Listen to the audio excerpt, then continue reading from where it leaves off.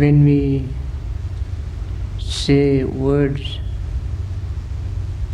and think about it and let this metta friendliness sink into our mind, and then we feel loving, friendly feelings. As we have repeated so many times, when the body is relaxed, mind is relaxed, and the body and mind are charged with these friendly feelings, that alone subside our hindrances. Mind becomes relaxed, peaceful, calm.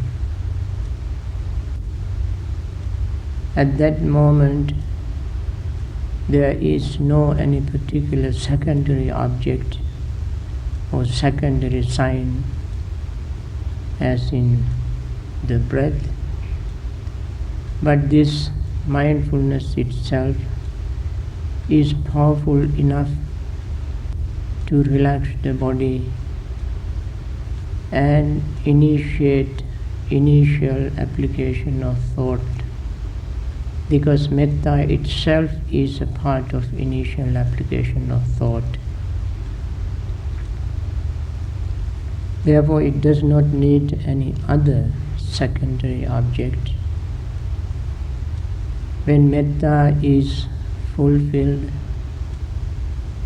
rightly started, when we make metta a vehicle, Buddha called it yani kataya. Yana means vehicle. Yani kata means making metta a vehicle for initial application of thought to start, arise. Through that means, we also gain the thoughts of feeling of generosity. Metta is not a kind of attachment, clinging, craving. In fact, craving is the farthest enemy of metta. Near enemy, greed is the nearest enemy of metta. Farthest enemy is anger or hatred.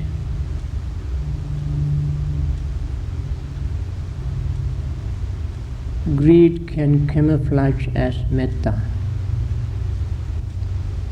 Desire can disguise as metta. When something or someone is disguised as a friend, it is extremely difficult to deal with that situation, with that being or that mental factor. And that is why metta, greed is called nearest enemy of metta. And therefore, when we cultivate true metta and use it as a vehicle, the thought of generosity also arises.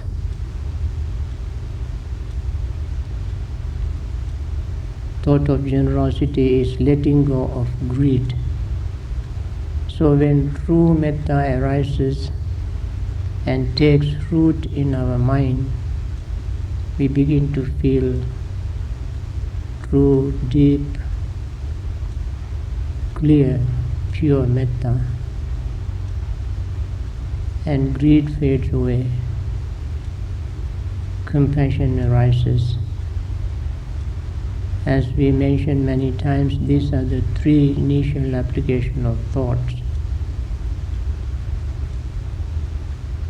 And let the metta become strong enough to initiate these three thoughts. Out of that arises our confidence in our own practice, confidence in metta itself, confidence in the power of metta. Metta can be strong enough to overcome hatred, the farthest enemy of metta. When that happens, joy arises.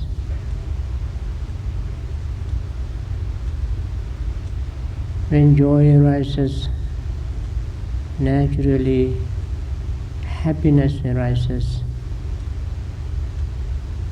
That leads to concentration, and we gain absorption concentration. That is how metta is used as a subject of jhana meditation. At that point, when we use metta as an object of jhana meditation, we don't think of any particular individual. If we focus the mind on any particular individual, attaining concentration, gaining concentration becomes impossible. Because when we think of a person, the mind naturally begins to bring all the major and minor characteristics of the person. Numerous things the person has done or said, the way we associated with the person or that person associated with us, and so forth and so on. Countless things of the person can come to our memory if we think of a person. This has to be impersonal, impartial, almost without any substance,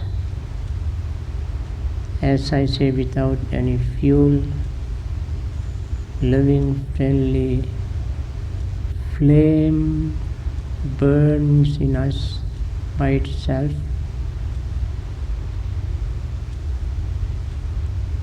Bringing cool, calm, peaceful feeling to our mind and body, without having to think of any person. That's how metta becomes an object of jhana meditation.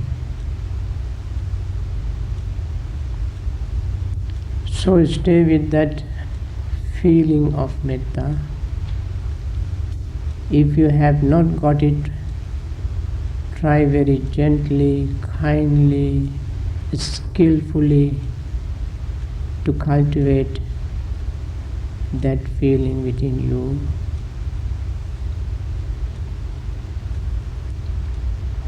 A skillful cultivation of metta clears up a lot of impurities, and mind can lodge in the feeling, and you gain concentration.